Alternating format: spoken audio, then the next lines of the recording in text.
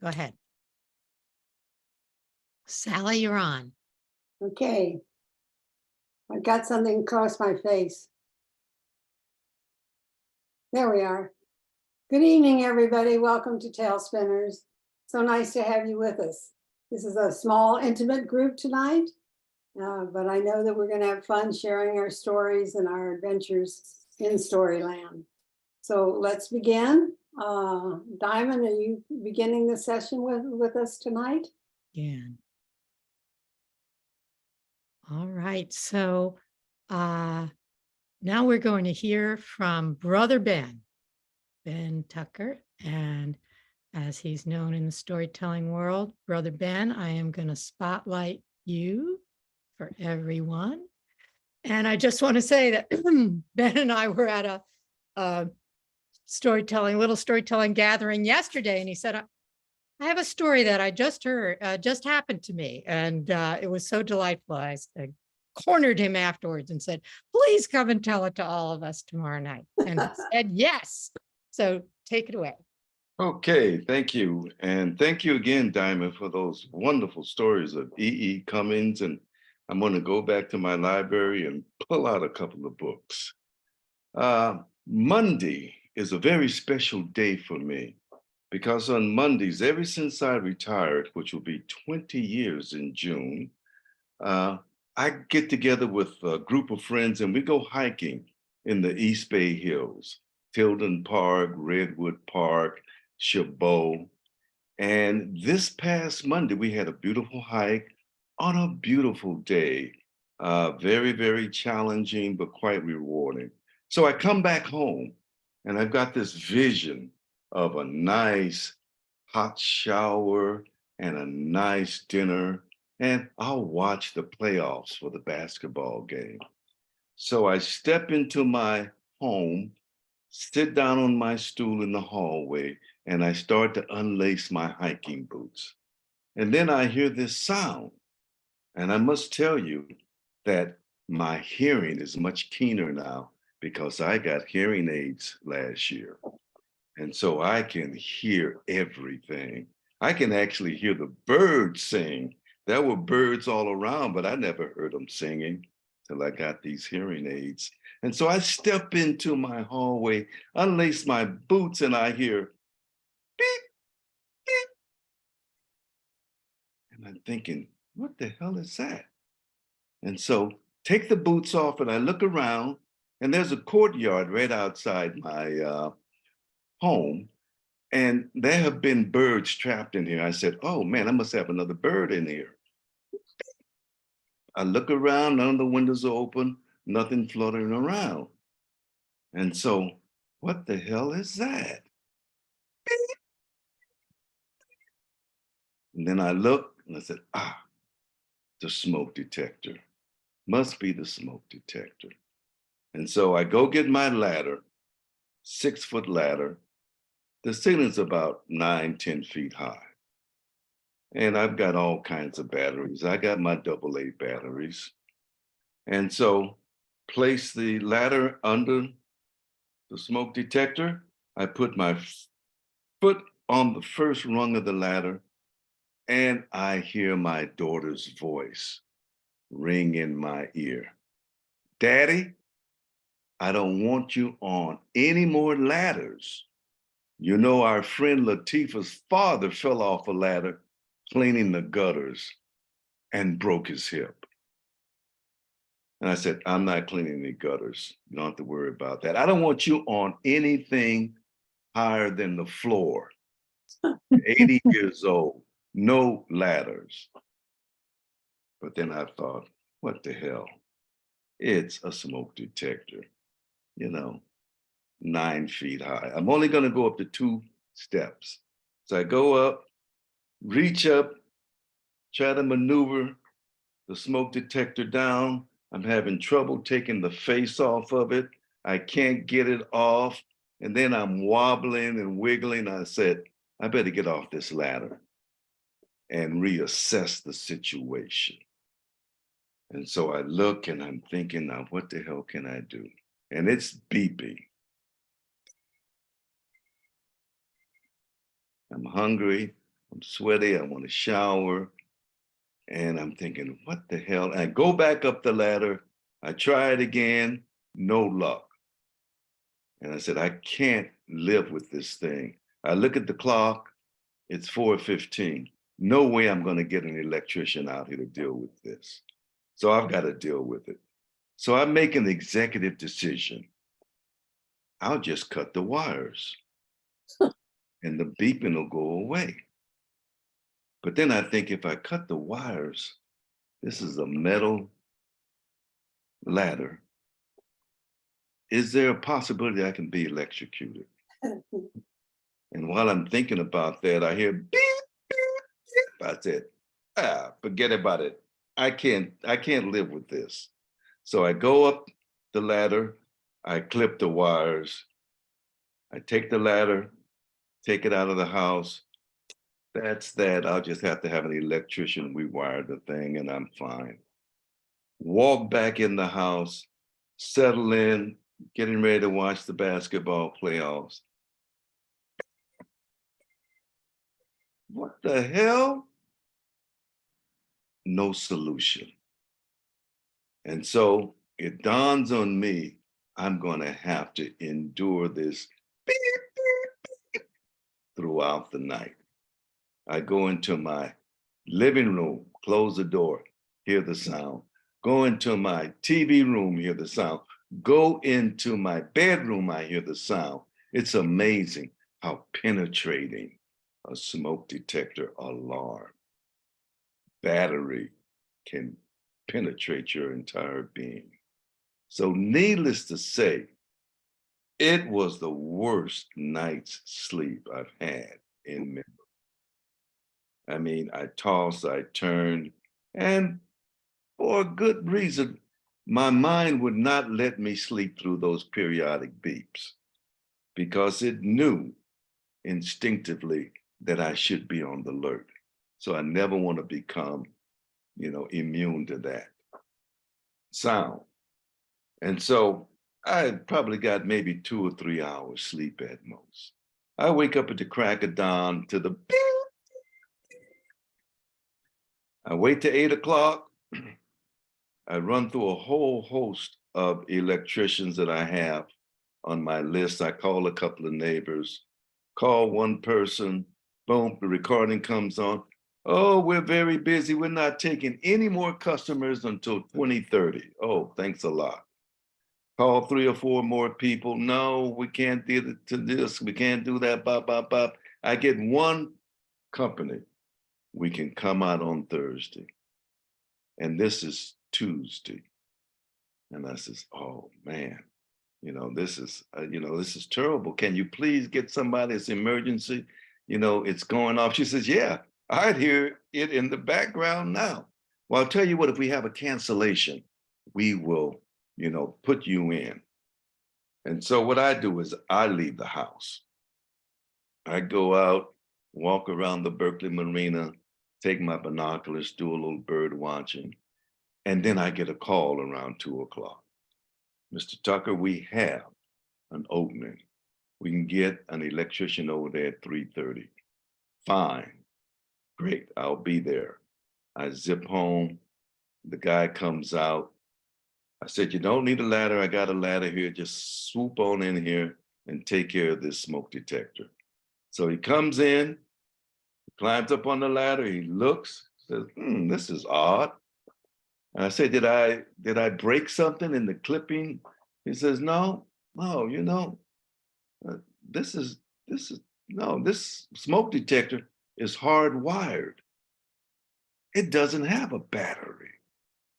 You don't need a battery for this. And then he looked around, and he says, what's this on the wall? I said, that's my carbon monoxide detector. And he looks and he says, that's what it is. It's not the smoke detector. And I said, what? And he said, yep. All you need is a 9-volt battery. And I got one in my truck.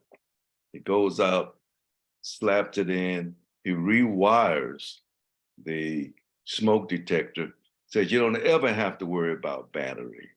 All you have to worry about is when this alarm goes off, you get the hell out the house. But you won't hear a beep beeping. You hear the beep beeping? That's your carbon monoxide detector. And I said, thank you. And he says, you know, we have a minimum of $150. Ah, What only took me 5 minutes and a $3 battery. But that's the policy. But you're in luck today because for senior citizens, we have a discount. It's only going to cost you $140. And I says, okay, cool. I said, you know what? I learned a valuable lesson, and that lesson cost me $140. Okay. Now I know I have a smoke detector that's hardwired, and I've got a carbon monoxide detector that needs a battery. Battery's not included. And I gladly wrote him a check for $140. And the best thing about this story for me is when he left, I had my ear out. I counted 5 minutes, 10 minutes, 15, 20, no beep, beep. I knew I was home free. And then I sat back in my lazy boy, propped my legs up, turned on the NBA game, and I said, there's nothing like peace and quiet in your home.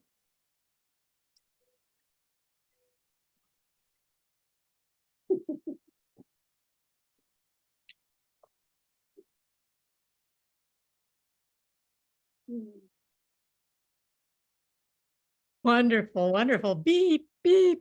For some reason, I couldn't hear some of your beep beeps. I don't know whether that was for everyone, but anyway. Okay. Couldn't hear it either. Little audio issue, huh? Yeah, yeah. Sorry Anyway, about that. all I can hear- technique. you could have used that on the day this really happened, on the more than one day this really happened. Anyway, beep, beep. We've all been there. You have the unique way of telling about it. Thank you. Thank you. Thank you. Thank you. All right. Now we're going to go and hear a story from Jane Cole, and who is a regular at our swap and who's got an adventurous life that she, lucky for us, shares with us. And here's another adventure from Jane. Oh, good. Well, in the summer of 1976, I was 24 and a half years old. And at the end of that summer, my friend Pat and I had planned a backpack trip into the Sierras above Sonora. We met up, and in Sonora, we stopped over to visit my relatives. We were headed for a lake that my Cole relatives had been talking about ever since I was a little girl.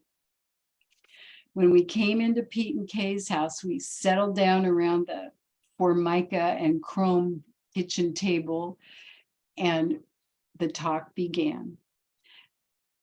Pete and his up the hill neighbor, Mr. Layton, had scouted trail routes in the Sierras. And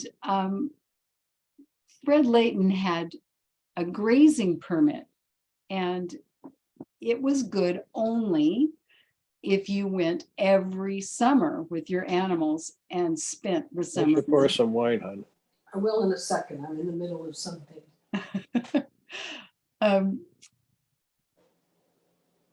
So Uncle Pete and Aunt Kay and their three boys, Don and Jim and Renee, often spent a week or two in the mountains with Fred.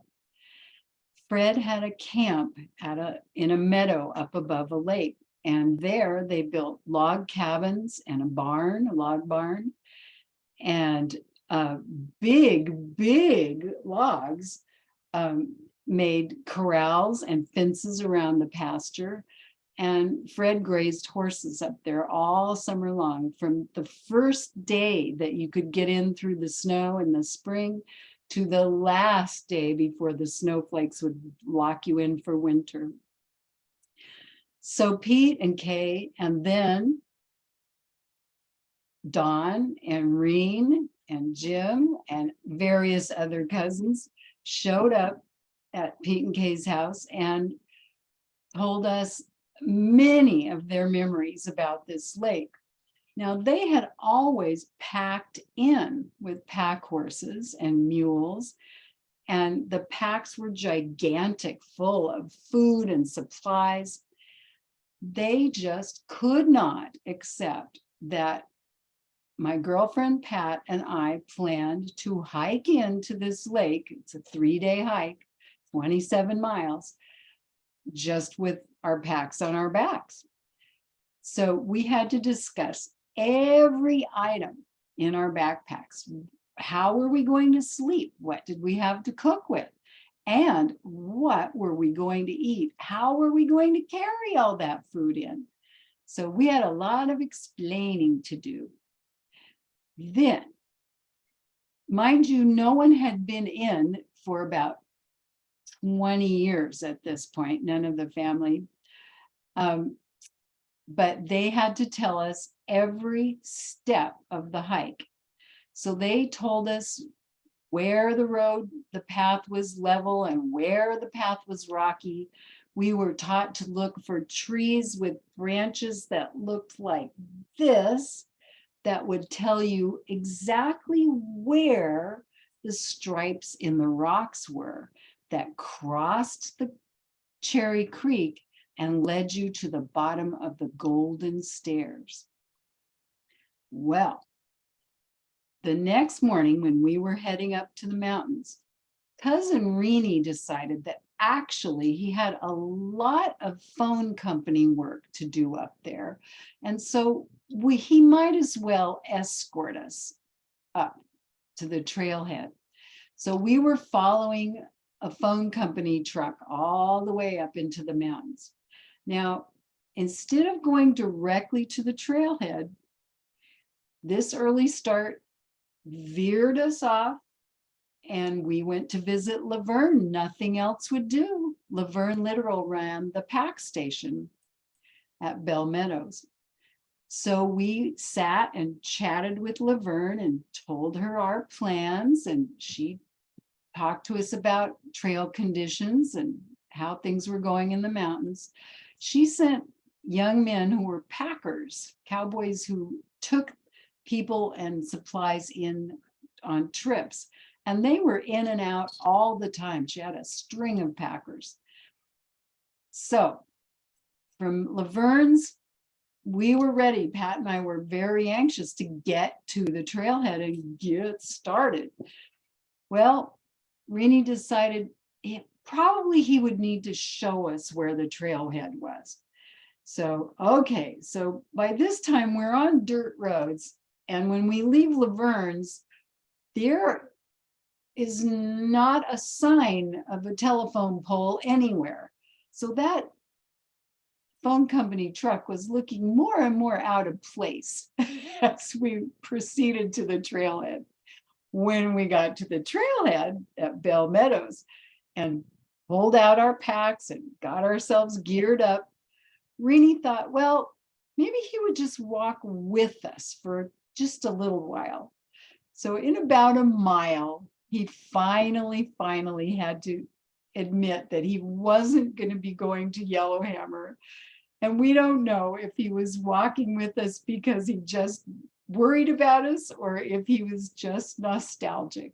But finally, he had to turn back and walk back to his phone company truck. From Bell Meadows, it took us all day. We had a late start, and we finally made it to our first lake, which was a darling little lake with lily pads and yellow lilies. And it was so nice to slip into the water and rinse off all that trail dust. When we set out in the morning, sure enough, we met a packer with a nice string of about 5 horses and mules. He was returning from higher in the mountains, and he stopped and visited with us. And so we chatted about where we were going and what we were going to do. And we thought we'd make it all the way to Louse Canyon and spend the night there that night. So off he went and off we went. And the next part of the trail is much rougher, and climbed up over a couple little passes and down into Louse Canyon and looked everywhere for the tree that looked like this, that would point you to the stripes in the rock that would lead to the golden stairs. We thought we found the stripes in the rocks. We went to bed dreaming of the next day when we would be climbing the golden stairs. Well, we managed to cross Cherry Creek without incident. It's a fairly big creek. And the whole face of this canyon wall is just big, giant boulders of granite. And we followed the stripes in the rock, but we just couldn't find the trail. So we were zigzagging back and forth across this granite face where we thought the trail should be. We had topo maps, but that trail was not on them. So it had been a long time since Pete and Kay and their group of friends had used the golden stairs, and apparently that section of the trail just wasn't in a lot of use anymore. It's quite rigorous and hard on the horses. So when we finally found it, we were almost at the top. And the way we found it was that there's blood on the rocks and scrape marks from the horses' horseshoes and horse manure. From the top of that trail, we made it into a little tiny lake called Rosasco, and we knew then that we were all on the right track with our topo maps, and found the main trail again. That took us over and to a huge, beautiful sweep of granite. It's just a smooth wall on one side.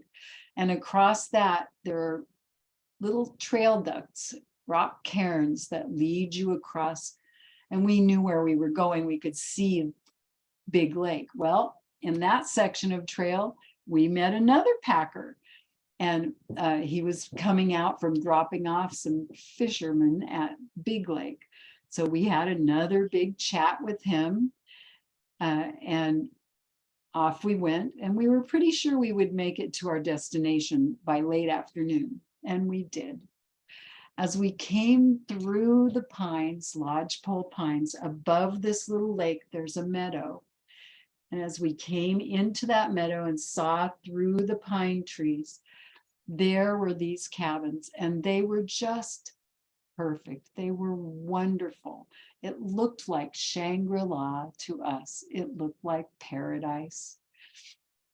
There was an old cabin, and there was a barn, and there was a cook shed, and big logs around a campfire circle, and a 2-story cabin that's made with something called the Alaska mill, which planes logs off so they have squared sides.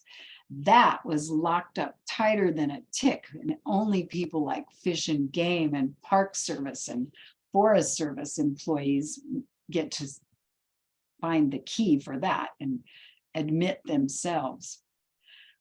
Pat and I spent, I think, two or three nights there, and swam in the lake and wandered the meadow looking at the flowers, and cooked in the big cast iron stove that has a rock wall built all around it, and a chimney.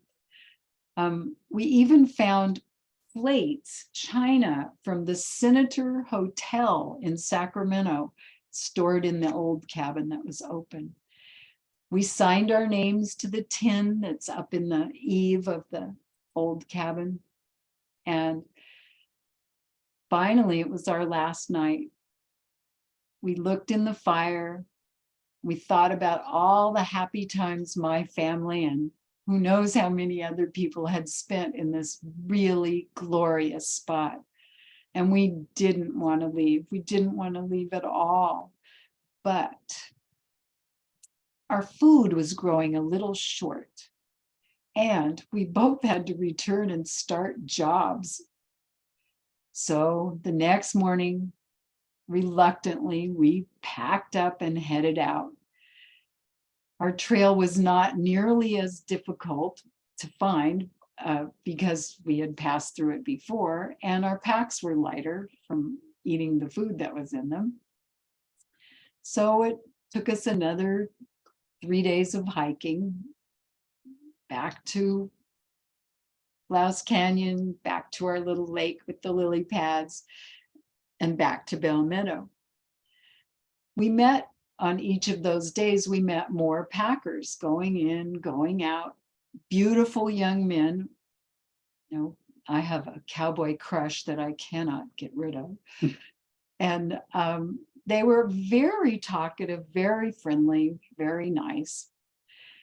And our last day, we finally made it, you know, back to the cars. And when you get in a car after you've been hiking for a week or so, it feels like a roller coaster. It feels way too fast and way too perilous on those mountain roads. We stopped back in, finally down, back in the dry hills of Sonora, and to see the family again. Well, we were very sure they would be anxious to hear every step of our trip. But as it turned out, they already knew almost every step of our trip. It seems that Laverne, literal at the pack station, gave her packers strict instructions to keep tabs on us during our whole trip.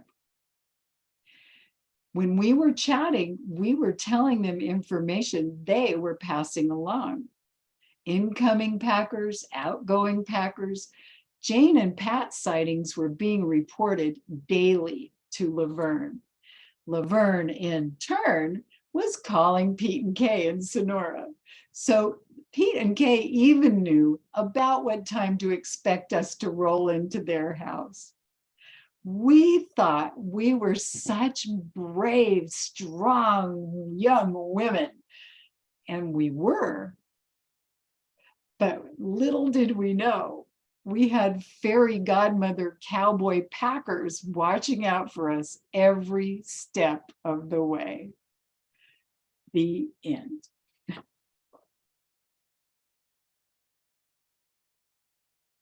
Oh, thank you. Thank you, Jane. What a beautiful story. And that parental, uh, it made me think of when I would go out trick-or-treating when I was a little girl in the Bronx in New York, and my mother was following me all the but and that striped rock leading to the bottom of the Golden Stair. It sounds like something out of, Timeless. It was. Yeah. So thank you for taking us there. What a great story for right before Memorial Day when the summer, like camping and adventure season is coming up. Okay. Well, beautiful. I think we're going to take a few minutes now and have some announcements. And let's see who had, I think Vicki, you had an announcement. Vicki's going to tell a story after this, but why don't you do your announcement? Yeah, I've got two announcements actually. Okay. One is that Liz is going to be the guest storyteller at Do Tell Story Swap, which is on Zoom. And that's on the second Tuesday of every month. So that means it will be June 13th at 7 o'clock. And I'm going to put the That's not what I meant to put in there. Never mind. That's artist standing strong. Hold on just a minute. Um, all right, I can fix this. Hold on just a minute. Eh, that. So if you go to that link, you can go on down and it tells you how to get the Zoom link for that Tuesday, the 13th of June at 7 o'clock. And Liz is going to be our featured storyteller, which we're thrilled about. I'm excited. I'm Yeah, excited. I that'll be haven't joined since the pandemic, since you've been on Zoom. So yeah. I'm looking forward to it. And it's fun to visit each other's swaps, and It it's so is. much easier now in a way. Yeah, you don't have So to. that's your announcement number one. And number two? And number two is just that I'm going to be Artist Standing Strong does an intergenerational sort of thank God it's Friday storytelling. And I'm on that. And that is Friday, uh, the 2nd of June. And that's Assist, Artist Standing Strong. And oh, I did it again. Hold on. I'm sorry. I'm, you know, Well, you full can put it, slower than you can put it in there, after you stop talking, like, yeah. while Anyway, we're having other people's announcements, and then you can focus on doing that if you need. Oh, there there it it is. is. It's There it there. is. Yeah. So that is their monthly. It's a national artist standing strong, and it's a monthly thing. TGIF the first Friday, and that's at 7 o'clock Eastern time. So that would be 4 o'clock California time. So both of those, you can just click on them and learn more. So Thank you so much, Vicky. I'm actually going to pause the recording. I'm sorry, just because probably, people will be watching this and these events will be over. So, and now we have something very intriguing. Vicky Ness wrote to me and said she has something called a dime story. And I've never heard of a dime story. So if you haven't either, we're all about to find out. hi there. So just to describe what a dime story is, I was with a group of storytellers on Zoom in Santa Fe, and somebody from Texas chimed in and said, in San Antonio, there's a group that only tells dime stories. At which point I had to look it up, and it came from writers groups that would get together and you would read what you wrote, but it had to be a 3-minute limit. If it was 3 minutes, 1 second, you got the hook. So the purpose of it was to take your story, bring it down to what you feel the emotional essence of it is. And then if you want to go farther, you can do whatever you want with it. And so dime stories started out as a writing technique, and it became a sort of generic storytelling technique to tell a 3-minute story. So I thought I would give it a try. So this is a brand new story, so bear with me here. The grandfather clock was made entirely of honey.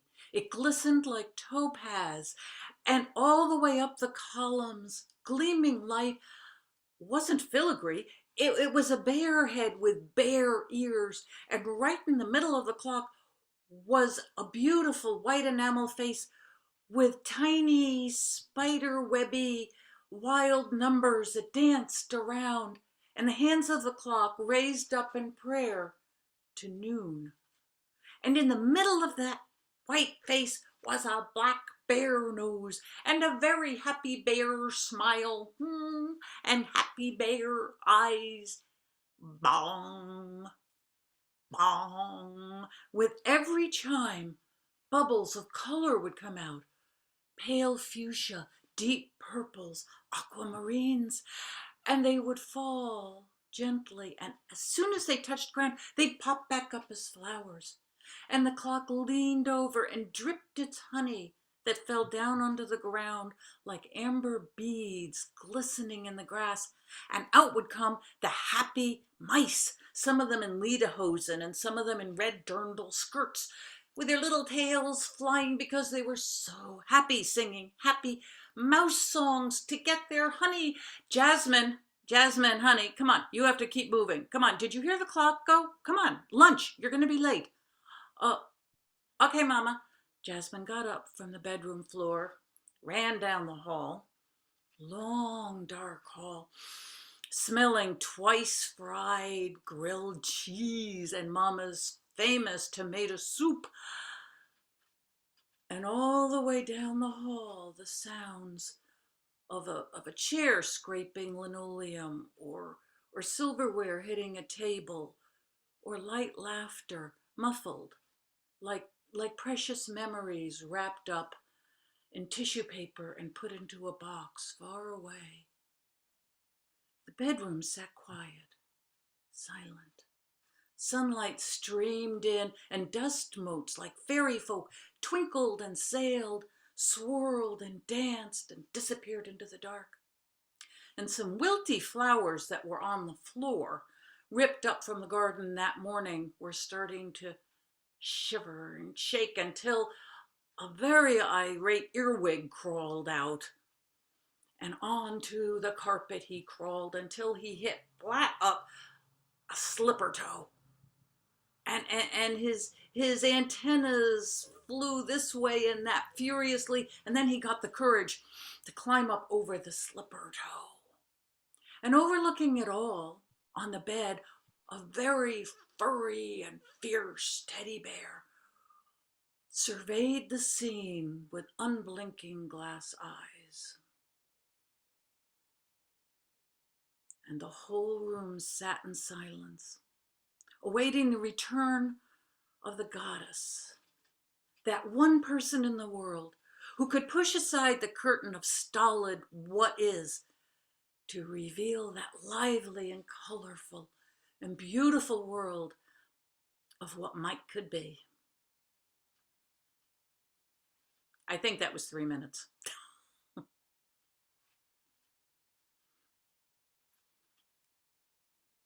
I don't know how many minutes it was. I was just captivated. Thank you. And it was certainly condensed, and how much you can paint of you, Vicky, can anyway. I don't know that I can, but in such a short time of such a rich, imaginative world, just like the girl in the story. Thank you.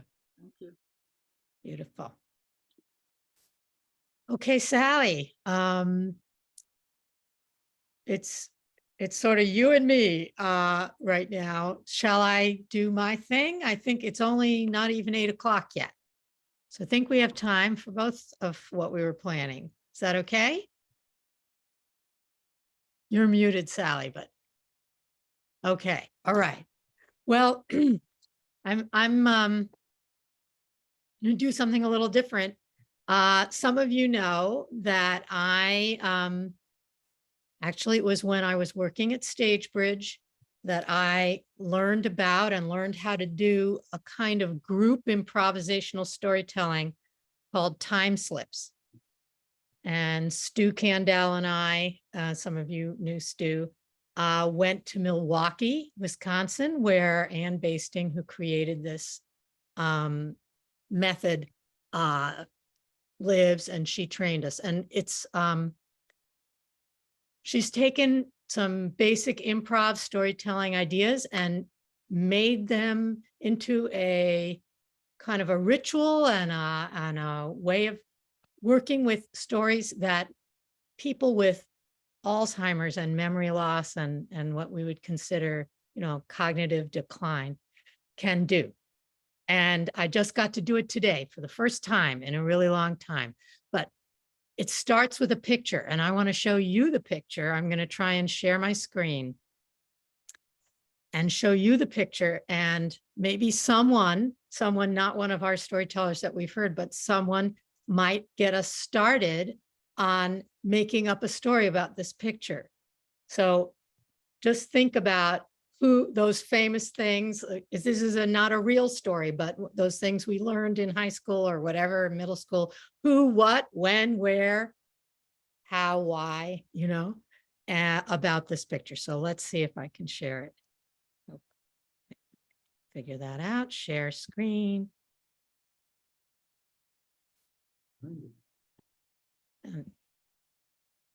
Okay.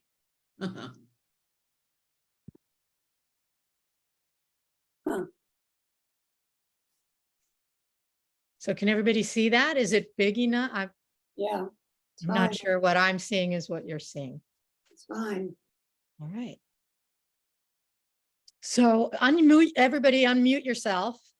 And maybe I'll ask the questions. I'll just, and in an open-ended way that you can say whatever you want. And let's just, we're a small group. I don't think, let's try not talk over each other, but let me see. I want to make sure I've got. Isn't that Ben up there? Okay, so the first question is, who shall we say this is?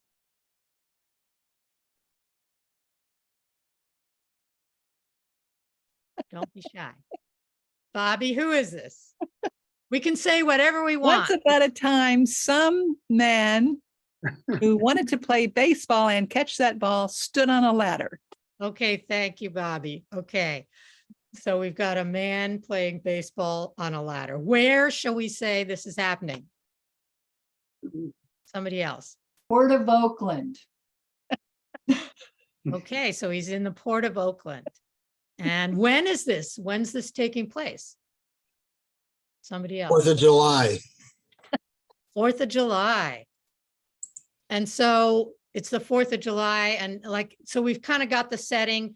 We could think of, sensory things about the setting, what it sounds like, or what it feels like, what it smells like. What anybody want to add something like that? Hot dogs Smell are of- sizzling. Shags, what did you say? Hot dogs are sizzling. Hot dogs are sizzling. The smell of freshly mowed grass. Smelling that freshly mowed grass at the bottom.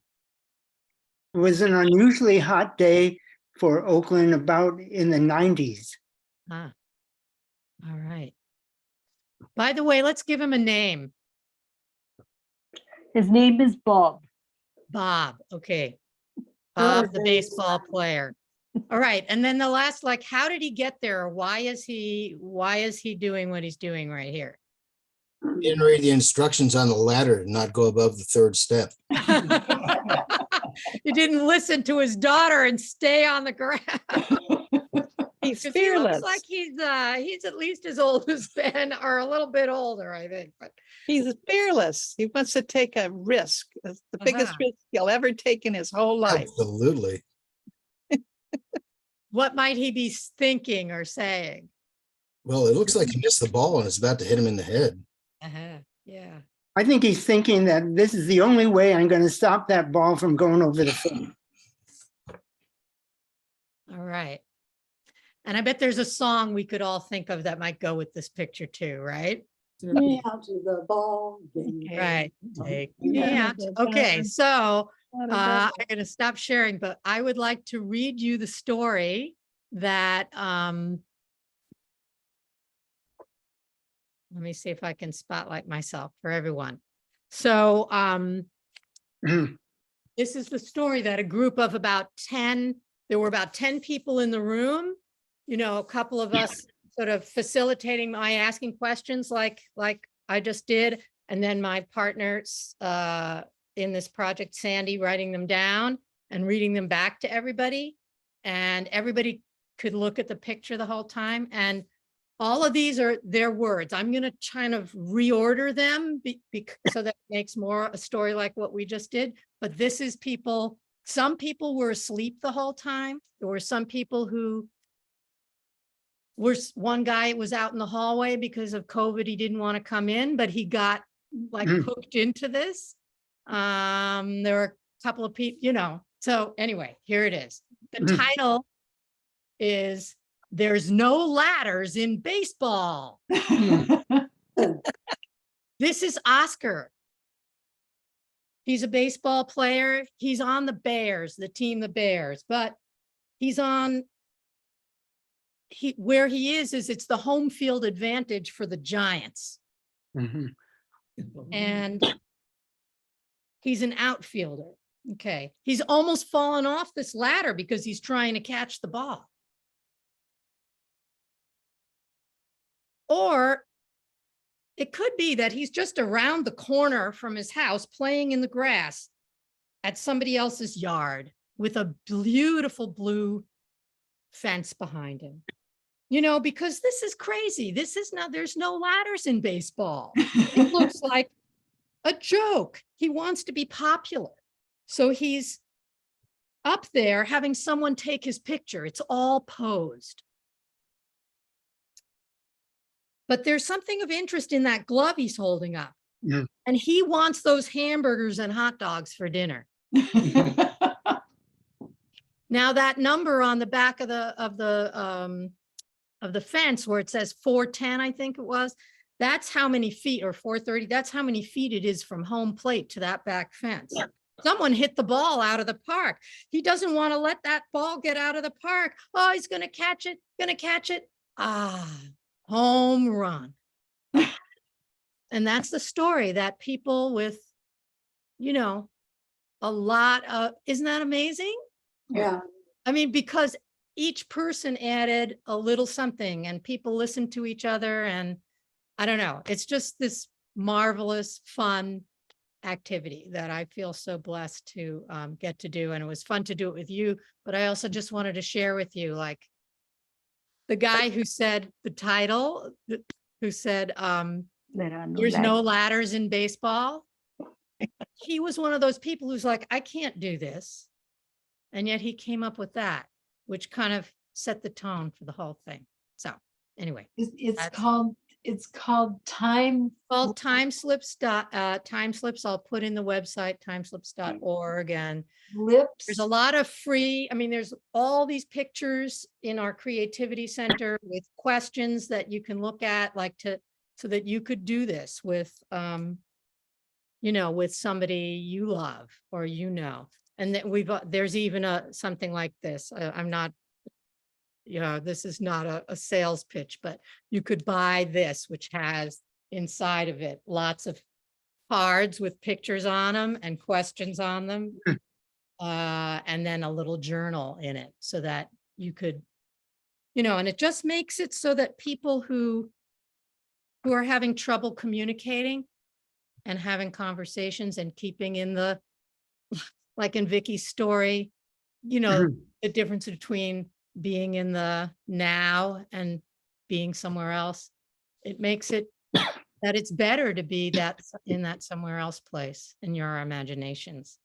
Anyway, so thanks for doing it with me and thanks for listening. So now, Sally, let's get to you. Let me remove the spotlight from me. And here's another thing that you probably have done. The instructor will throw out a topic and everybody will write a story. And so I was I think probably at Stage Ridge, or I don't know where, when the instructor asked for a story about a lie. And this one came to me recently that I could tell again, because I'm getting to be that age. Anyway, so this is about my grandma. My grandma was a real grandma. She wore her hair pulled back in a bun. She wore lovely little soft fabric dresses. I remember had little flowers on them and buttons from the neck down to the ankles. And on her feet, she wore Dr. Schul's black orthopedic shoes and the cotton hose tied up with a knot.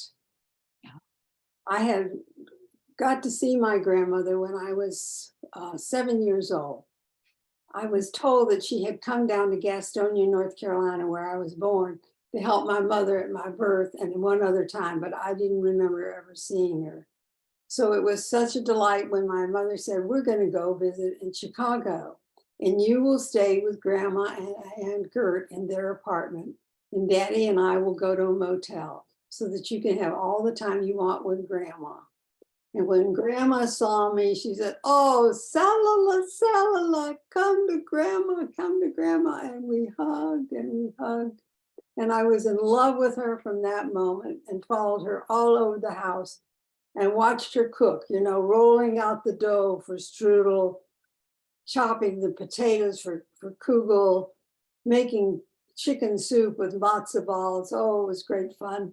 But the best part, one of the good parts about being at Aunt Gert's and Grandma's house was right across the street, there was a park. And every day we would go down to the park and there were benches along the sidewalk. And on the first bench and the second bench were the little old Jewish ladies sitting, you know, with their purses on their laps. And I would come and they would say, oh, look at little Salala. And they would pinch my cheeks and tell my grandmother how fortunate she was to have me. And then on the adjoining benches were the men. And they wore for hats, regular hats and suits. And they would be very dignified and sort of chuck me under the chin. Well, I had been at Grandma's house maybe 3 or 4 days when Grandma said to me, Salala, you want to go on an adventure? Sure, Grandma, what are we going to do? Well, we're going to go and buy me some bedroom slippers and we're going to go on a streetcar. Well, when my Aunt Gert and my mother heard that Grandma wanted to take me on the streetcar, they had to discuss it. And it seemed that they were discussing it for hours because you see, Grandma didn't read in English. And so the way she told which streetcar to take was she would look at the placard, the color of the placard, and decide that that was the right streetcar. And they were sort of afraid to have her, you know, be responsible for me. But after all, she was their mother. And so they could hardly say no. So there was the morning of the journey, and I was dressed in my good dress and my Mary Jane shoes, and I had a purse on my wrist, and Grandma had a purse on her wrist. And we went down to the street and started on our journey. Well, first we had to stop at the pharmacist so Grandma could get her prescription filled. Ah, Mrs. Bush, so God, it's good to see you. And who is this adorable little child? It's my granddaughter. It's little Sally Joy. Oh, how sweet. And where are you going? We're going to go take a streetcar ride. I have to buy some bedroom slippers and I'll be back in about 2 hours. Can you have my prescription made for me by then? Yes, of course we can. And so Grandma and I went down the street to where the streetcar stopped. And we waited till the streetcar came with a yellow placard on it, and we got on it, paid our money, and went down and sat inside. Now, I was absolutely thrilled to be on a streetcar. I mean, I came from a little town of 25,000. We didn't even have bus service. And so I was just thrilled. Now, Grandma, how do we know when to get off? You count 3 big lights, and then there's a yellow building. And when you see the yellow building, you pull the cord and we'll get off. So we started counting the street lights. 1 light, 2 lights, 3 lights. No yellow building. A block pass. No yellow building. Grandma, there's no yellow building. Well, we get off the next street. So we got off at the next street and took a streetcar going that way. And Grandma decided that green was the right color of the placard. And we got on that streetcar. And Grandma, now what are we looking for? Now we look for a black and white building, and it says Ed's Shoes on it. You look, you look. So we're looking out the window, and we're looking out the window. Grandma, the people are changing colors. What do you mean the people are changing colors? Well, they're black. So we had gone from the mostly white neighborhood into a black neighborhood. Certainly the shoe store wasn't there. And so my grandma says, Belle, I think we're wrong. We get up. And we got off of the streetcar and Grandma went across the street and across the sidewalk and started looking in the windows as though she expected to find the shoe store. And finally, when we got to the store where the barber shop was, Grandma said, come, we'll go in. So we went into the store and we were greeted by the barber who was dressed in a very nice white doctor's coat and black skinned, and he just shone and he said, how can I help you ladies? Sally, tell him we're lost. We're lost. So where did you want to go? We're supposed to go to the shoe store, but we can't find it. Sally, tell him we want to go home.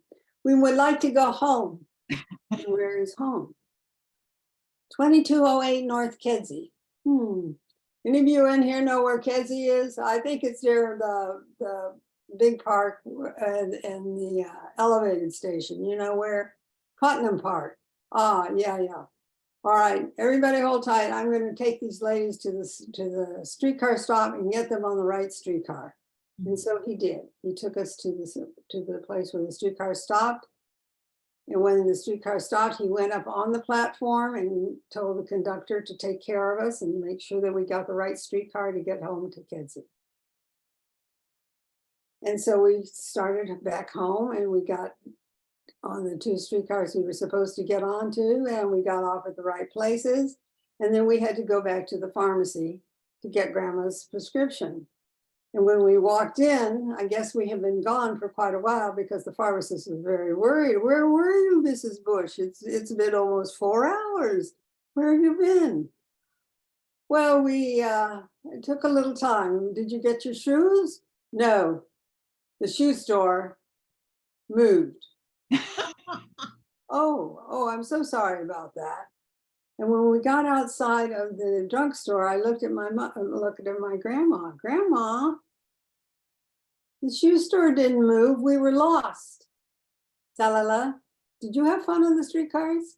Yes, Grandma, I did. Salala, are we safe and comfortable and all right? Yes, we are. Salala, the store moved. And when we got back to the house, of course, my mother and my aunt were just beside themselves. What happened? What happened? How come it took you so long? The store moved. We couldn't find it. And suddenly it became my aunt's fault that we had had such a terrible time because she had forgotten to call the store to see if they were still in the same place. So we got out of that one. And several weeks later, when I got home, I was looking at the Sears catalog and saw that they had just the slippers that Grandma loved, soft felt slippers. And I asked my mother if we could buy those slippers for Grandma, and she said, yes, we certainly could. And then I thought, well, that's kind of sad because I'll send those slippers to Grandma and then she won't have any adventures anymore. Oh. But you know what? Just the memory of that one, maybe that's an adventure in itself. Mm. And I must tell you that story occurred 82 years ago. Think about that. Love it. I lived for 82 years. A great story. Yeah. Beautiful. Thank you. Oh, now it's my duty to say goodnight, isn't it?